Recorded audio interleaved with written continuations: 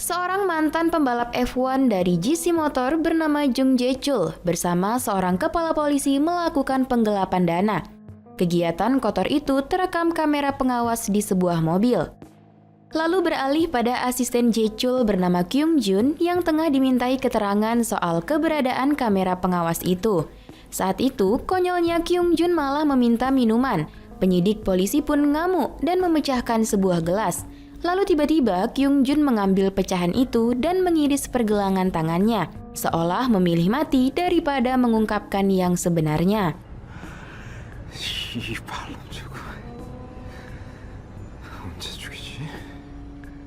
Keesokannya berita kejadian itu pun tersebar. Kejadian itu tampak semakin mempersulit tim kepolisian.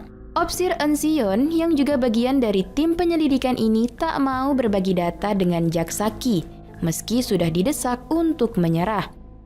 Akibatnya, tim mereka pun dikumpulkan dan dicaci maki oleh salah satu petinggi kepolisian di sana. Bahkan ketua tim mereka dihajar tanpa ampun di hadapan mereka semua. 오야지가 눈앞에서 처맞으니까 못 보겠냐? 눈물 나? 아! Tiba-tiba sang kepala polisi yang kita jumpai di scene awal menghampiri mereka. Karena tim kepolisian tak bisa membuka kedoknya dan petinggi polisi itu memilih mengundurkan diri. Dengan sombong, ia mencopot tanda pangkat petinggi kepolisian itu dan membubarkan tim penyelidikan Sion CS. Selanjutnya Sion beserta ketua timnya yang belum menyerah melanjutkan diskusi. Dari diskusi itu, Sion dipindahkan ke divisi lalu lintas untuk meminta bantuan.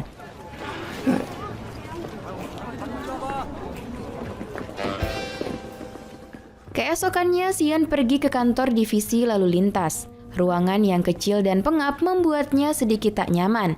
Di sana ia bertemu dengan kepala divisi tersebut. Saat asik mengobrol, tiba-tiba ada laporan bahwa telah terjadi tabrak lari. Maka dengan segera mereka pun meluncur ke TKP.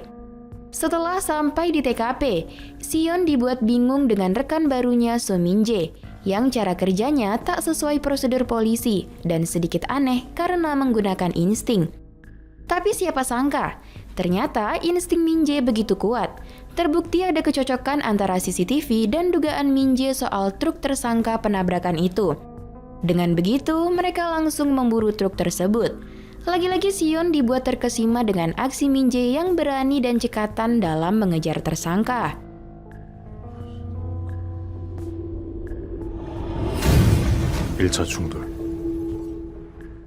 Setelah berhasil menangkap supir tersebut, Min-jae, Sion, dan kepala divisi makan malam bersama. Saat itulah pembicaraan merembet pada kasus tabrak lari 3 bulan yang lalu di Jalan Chinro. Jalan itu berada di depan arena balap Jae-chul. Kecurigaan mereka muncul karena tiba-tiba orang yang melapor mengubah keterangan salah lapor dan sekarang tak bisa dihubungi. Dari pihak korban juga tak ada yang melapor. Tapi beruntungnya, Min-jae menemukan kepingan bukti yang cukup kuat. Beralih dari sana, Sion bersama Jaksaki mendatangi pesta Jae-chul. Mereka datang bukan untuk bersenang ria. Sion hendak memantau keberadaan mobil dengan kamera pengawas, juga ingin menggali informasi lebih dalam tentang Jae-chul. Jaksaki jadi umpan, di mana saat Jae-chul menyapa mereka, Jaksaki yang memasukkan alat sadap ke dalam jas Jae-chul. Dari dalam toilet, mereka pun mulai mendengarkan semua pembicaraan Jae-chul. 버스 아직 다녀. 재밌잖아. 그냥 그렇다고. Saat itu Jae-chul melakukan pertemuan dengan para staf GC Motors yang juga teman waktu sekolahnya dulu. Karena keterlambatannya, salah seorang seniornya menceramahi Jae-chul karena sifatnya yang belum juga berubah. Kekesalan senior itu memuncak saat Jae-chul menyerahkan surat perjanjian pembayaran, di mana mereka semua harus mengembalikan uang yang telah dipinjamkan Jae-chul. Seketika senior Jae-chul mengungkit semua kecerobohan dan borok yang telah dilakukan Jae-chul selama ini. Jae-chul yang punya sifat temperamen langsung menghantam kepala seniornya dengan botol bir. Melihat botol bir tak pecah, Jae-chul seakan kesetanan. Ia mengebor kepala seniornya dari balik helm. Semua yang menyaksikan itu langsung bergidik ngeri. Dengan terpaksa, mereka menandatangani surat itu. Ya, Jae-chul bukanlah orang yang bisa diremehkan. Aksi Sion dengan Jaksaki menyadap suara Jechul juga ketahuan. Tapi untungnya mereka tak dihabisi, karena tiba-tiba Min Jae datang menemui Jechul. Min Jae meminta keterangan Jechul atas sebuah laporan bahwa perusahaan asuransinya memberikan uang yang cukup besar kepada saksi mata tabrak lari, padahal saksi mata tersebut tidak memiliki asuransi. Jechul pun mulai sedikit kesal. Ia menerangkan akan menggunakan pengacara untuk mengurus masalah itu. Mendengar itu, Min Jae pun bergegas meninggalkan pesta. 왜 그런 거 있잖아요. 왜 뭐. 보이는 게 진실이고 전부죠. Akhirnya Sion dan Min Jae pulang bersama. Di dalam mobil, Min Jae menunjukkan foto mobil Jechul. Walaupun warnanya berbeda, tapi ada sedikit kesamaan di mobil tersebut. Min Jae pun mengajak Sion untuk menemui seorang ahli untuk membuktikannya. Siapa sangka ternyata ahli yang dimaksud Min Jae adalah ayahnya sendiri. Ayah Min Jae menjelaskan bahwa warna lampu mobil Jechul sangat khusus, namun kepingan yang ditemukan Min Jae persis seperti bagian lampu Jechul.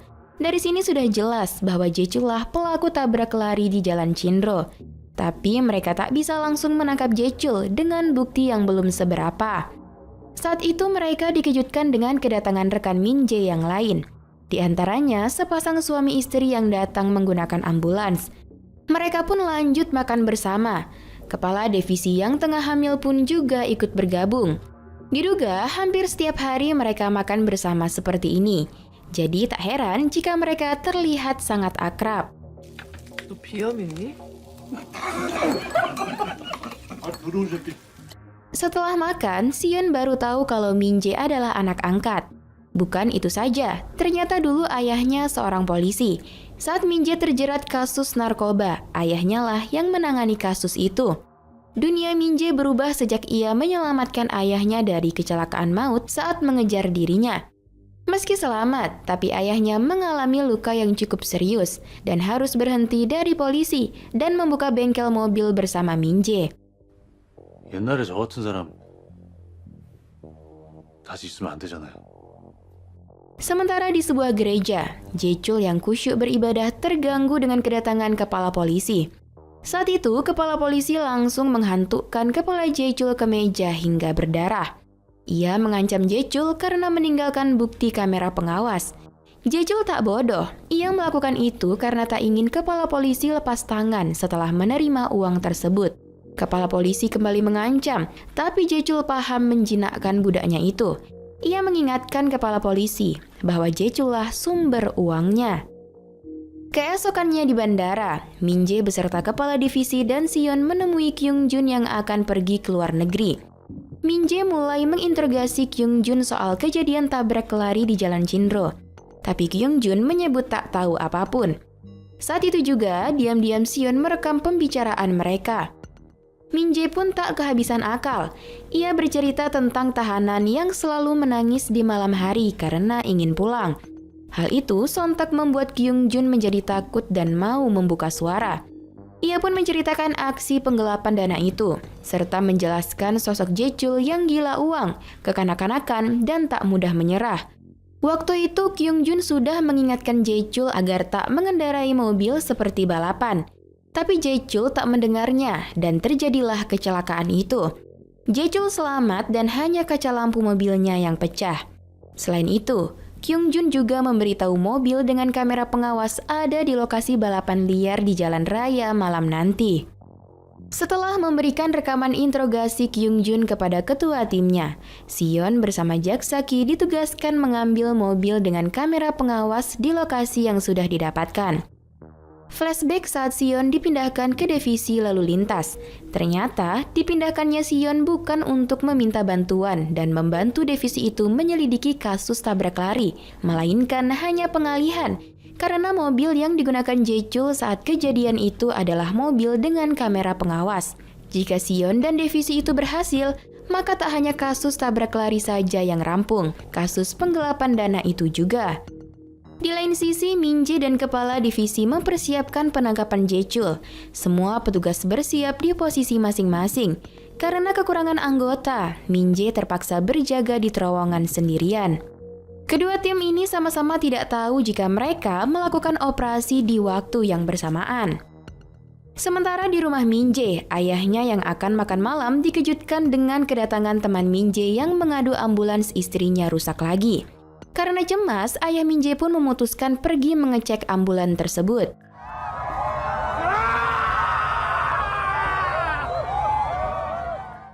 Di arena balap liar, Jak Saki menyamar menjadi pembalap. Hal ini dilakukan untuk mengulur waktu agar Sion bisa mengamankan kamera pengawas.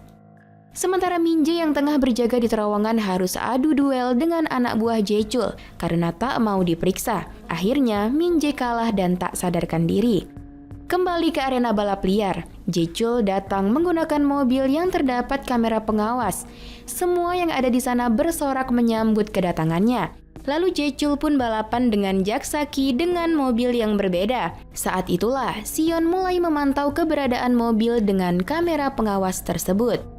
Karena bukan pembalap, Jak Saki mengalami kecelakaan. Melihat petugas keamanan meninggalkan mobil yang terdapat kamera pengawas untuk memeriksa kecelakaan itu, Sion pun beraksi masuk ke dalam mobil itu. Di lain sisi, Jae-chul menghampiri Jak Saki. Ternyata Jae-chul sudah menduga bahwa rival balapnya bukanlah pembalap sungguhan. Saat menyadari dirinya kecolongan, Jae-chul pun bergegas mengejar mobil dengan kamera pengawas yang sudah berhasil dicuri oleh Sion.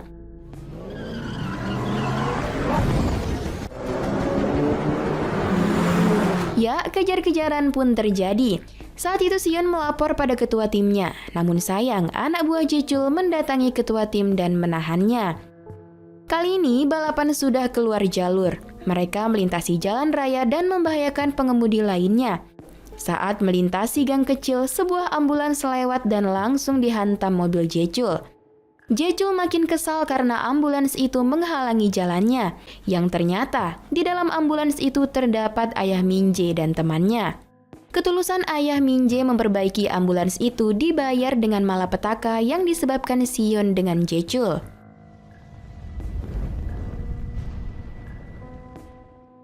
Sion berhasil menyelamatkan teman Min-jae, namun ayah Min-jae tak berhasil diselamatkan.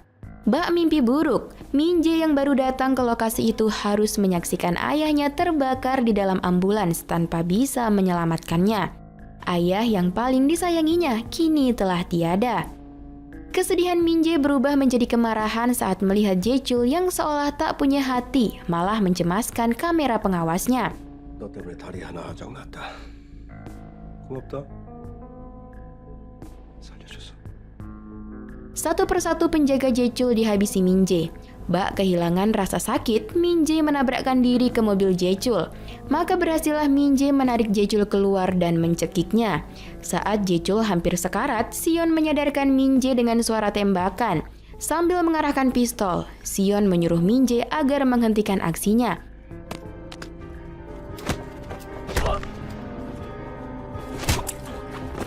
Beberapa bulan kemudian, Sion bersama ketua timnya disidang atas operasi yang mereka lakukan di arena balap liar tempo hari tidak mengikuti prosedur.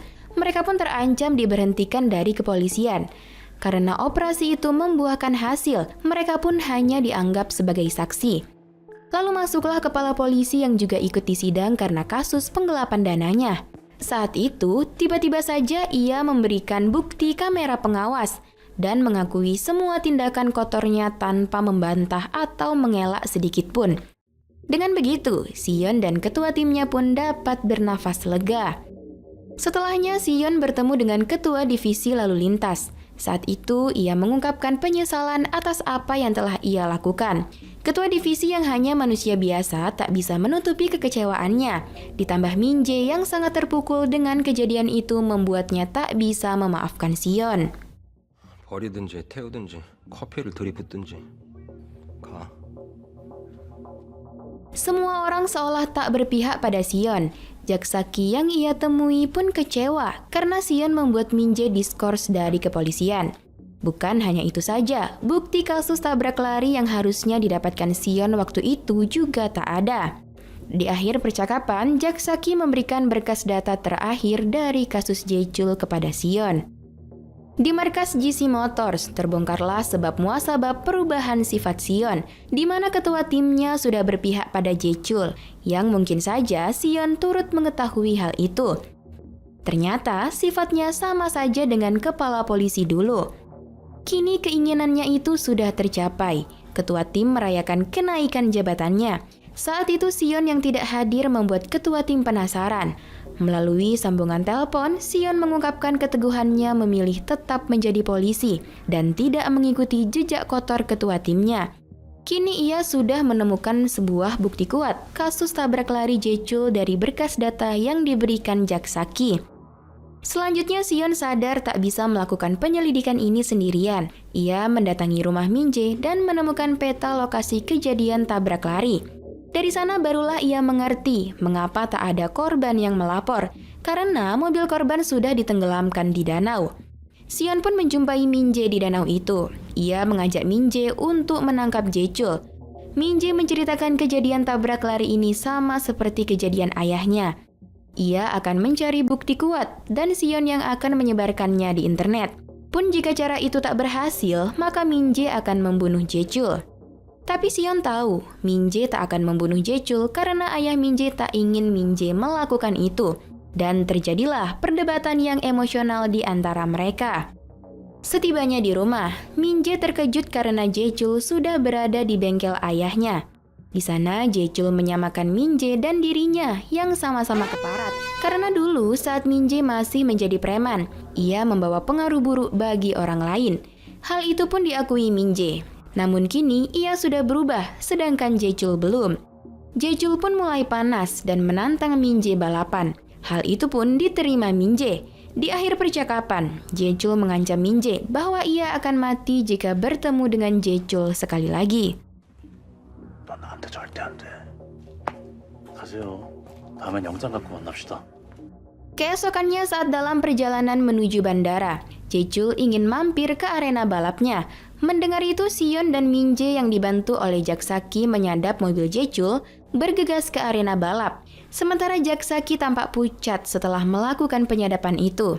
Selanjutnya, ia memerintahkan anak buahnya mengeluarkan surat penangkapan Jechul. Setelah tiba di arena balap, mobil Jechul dihadang oleh truk derek Sion dan Min Jae. Saat itu Jechul berhasil kabur ke garasi mobilnya disusul juga oleh Min Jae. Dan terjadilah balapan sekaligus kejar-kejaran antara Jechul dan Min Jae yang saat itu ditemani Sion.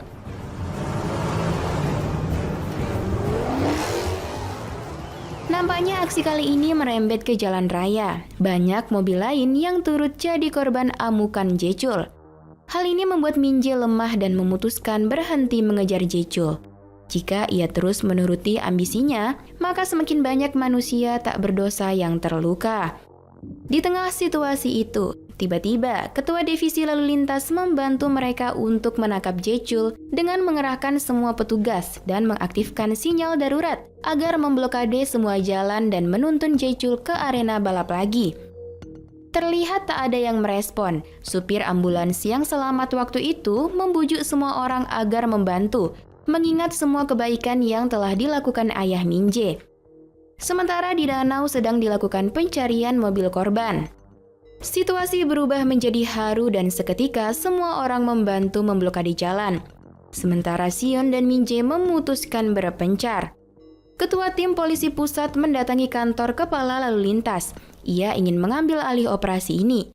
Namun kepala lalu lintas tak mengizinkannya. Ia lebih rela dipecat asalkan operasi ini berhasil dan ketua tim polisi itu dipenjara. Tak ingin hal yang baru saja didengar terjadi. Ketua tim polisi pusat mengirim juru tembak ke arena balap. Min Jae pun melajukan mobilnya mengejar Jechul. Di posisi yang sudah ditentukan, Sion menunggu kedatangan mobil mereka sambil mempersiapkan pistol. Dengan penuh kepercayaan, ia pun menembak ban mobil Jechul. Nampaknya peluru Sion mempengaruhi mobil Jechul. Melihat itu, Min Jae pun mengambil kesempatan untuk menabrak mobil Jechul. Dan keduanya terjatuh di arena balap Jechul.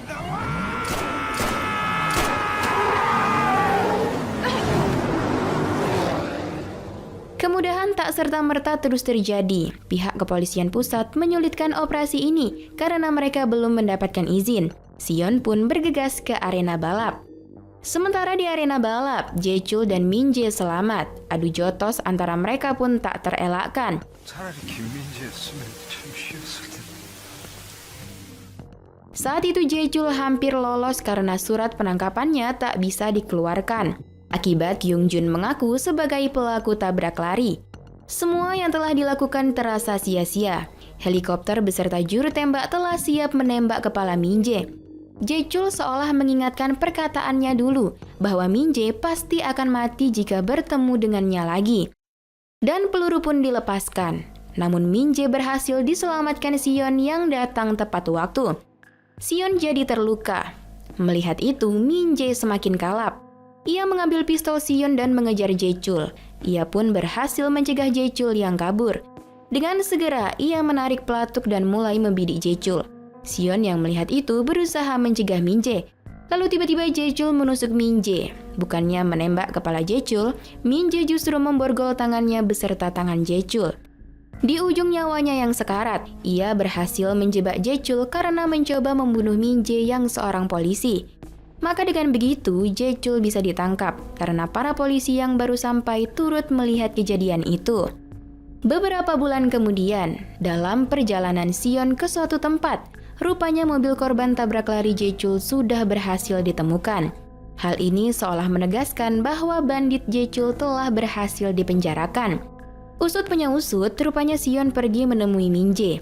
Sion yang baru naik jabatan dan memiliki departemen baru menceritakan sebuah kecelakaan tabrak lari kepada Min-jae dan meminta bantuannya. Setelah melihat bukti yang diberikan padanya, Min-jae pun setuju membantu Sion. Dan itulah akhir dari film ini. 보이는 게 진실이고 전부죠? Hit and Run Squad, film yang rilis pada tahun 2019 ini menciptakan nuansa baru bagi dunia perfilman Korea Selatan, terutama di genre action crime. Bisa dibilang, film ini hampir mirip dengan buatan Hollywood yaitu The Fast and Furious. Film yang menceritakan perjuangan polisi meringkus pelaku tabrak lari ini berhasil menembus 1 juta penonton hanya dalam 5 hari. Di film ini benar-benar diperlihatkan bagaimana uang mengatur segalanya. Jadi jangan heran kalau di luar sana banyak orang-orang rela melakukan apapun demi uang yang bisa membeli jabatan dan kehormatan yang sebenarnya tak berarti apa-apa. So, ini benar-benar pengingat buat kita semua bahwa segala hal yang didapat dari cara yang tak baik akan menghasilkan sesuatu yang tak baik pula. Jo Jung-suk, Gong Hyo-jin, dan Ryo Jun-yeol sukses membawakan karakter utama dengan maksimal. Buat kamu yang suka film balapan, tapi nggak suka pemainnya bule, film ini cocok banget kamu tonton. Jalan cerita yang sederhana tetap dibungkus dengan menarik. Dan sinematografinya yang kece badai pasti buat kalian gak bisa move on. Dan masuk pada penilaian, UBR Entertainment memberi rating 6,5. Like dan share ke teman-teman tersayangmu agar mereka juga ikutan nonton film keren ini. Dan jangan lupa subscribe channel UBR Entertainment. Kamsahamnida. Bye-bye.